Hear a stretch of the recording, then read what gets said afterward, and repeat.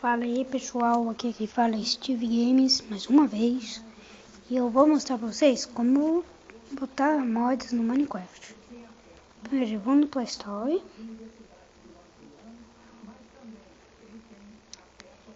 Pesquisar. Pesquisa por mod Minecraft.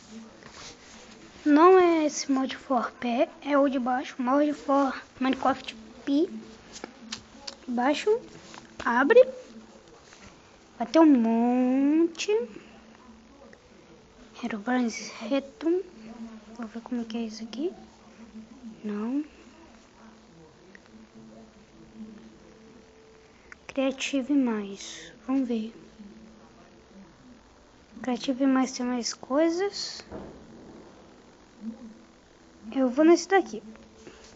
Install. Importar. Vocês saiam. Vou no seu Minecraft. Não.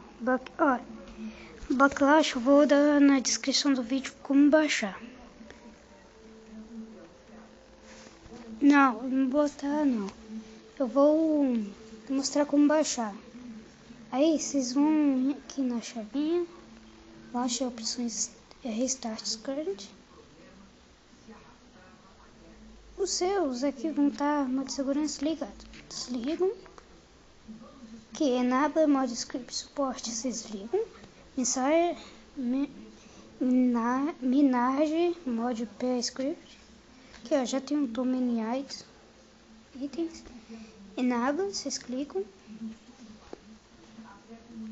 Vocês saiam. Em play. Deu erro, só que como vai que dá certo. Vou aqui. Vem aqui. Desenho. Criativo. Isso aqui. E tem mais coisa aqui no meu Minecraft. Não tinha isso. Não tinha isso. Não tinha isso.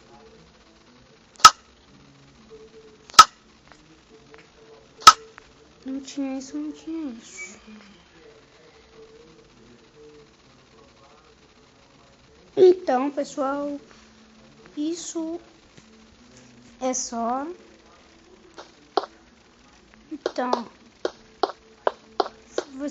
se vocês gostaram, ainda bem.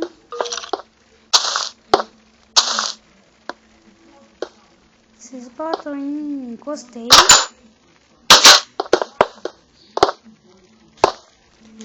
Gostei e importante de tudo, se inscreva. Câmera.